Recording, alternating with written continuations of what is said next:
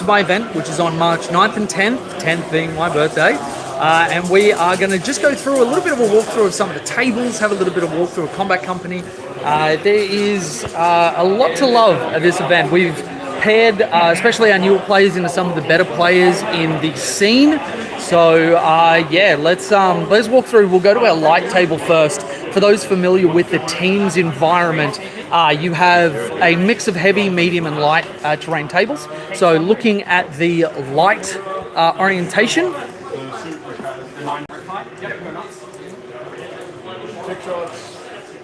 Alex versus Flano, and you can see on the light table not a ton of terrain. The light is denoted by only having 2 of these large ruins, and then majoritively being the smaller ruins. Now, mids, while a lot is dying to the tower, they definitely got up into their face and have made a very, very tough game for Flano to pull out.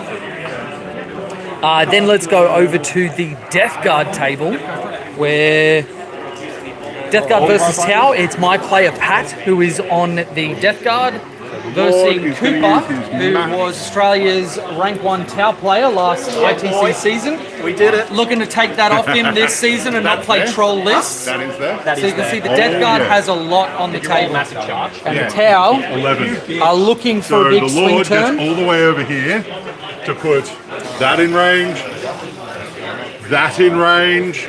So I should have most of your army for the end of phase ability. And we are playing the supply drop mission, which means that we will be removing objective markers during the course of the game. With turn 5, there only being 1 no man's land objective, but holding it, I believe, gives like 15 points or something ridiculous. On this one, we have the Hulk himself. He is going to be the captain of the Pantheon team at my event because I have to TO, and he is rolling the Custodies into the Orcs. So let's have a look at their table. You can see Orcs in the home field objective, but that one doesn't matter outside of secondaries, which I believe Tim drew, having capture enemy outpost. So,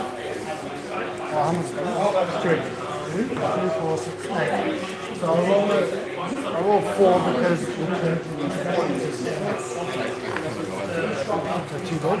So this one's going to be a little bit of a coin flip. I'm not sure how the Custodies versus Orcs is going to go. I think it's really going to come down to dice, but Tim has definitely put a very, very tough thing forward for him.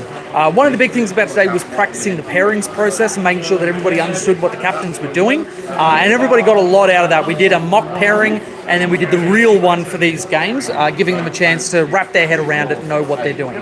The next one, we've got Blood Angels into GSC. what the hell? You got a fast boys. A lot of fast boys, very, very fast. So Blood Angels being quite quick, but GSC having a lot of deep striking shenanigans. It is very, very much a skill matchup. Though having good dice doesn't hurt. And then over on the last one, we've got a little bit of a brutal one, but very, very good learning experience. We have Arian on his Ultramarines, who is currently everywhere with the Votan not really able to exist on the table.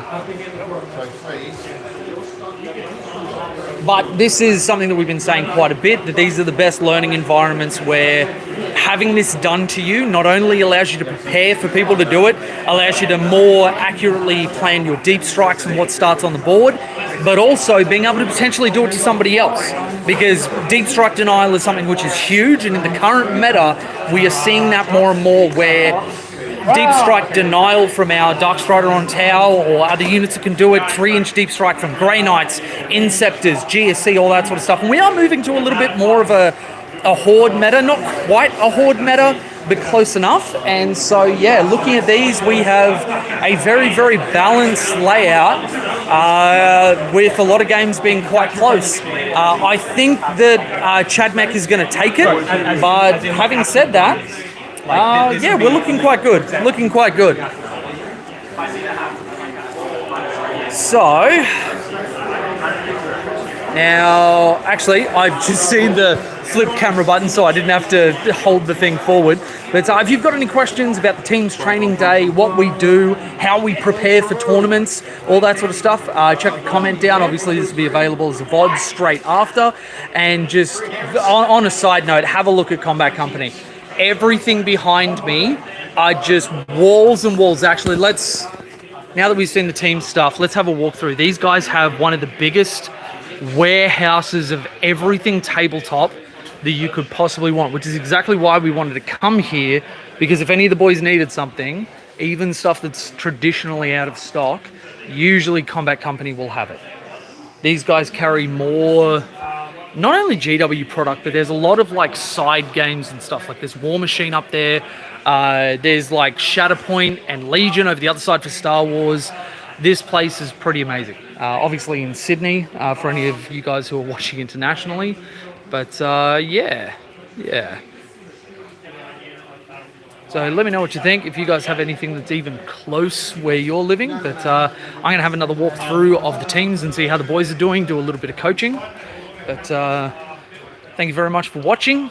And as always, big thank you to my patrons and YouTube members who make all of this stuff possible. We are having an absolutely awesome day. I can't wait to get some games in myself.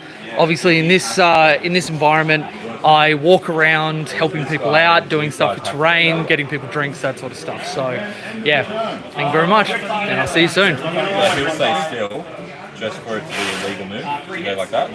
Yep.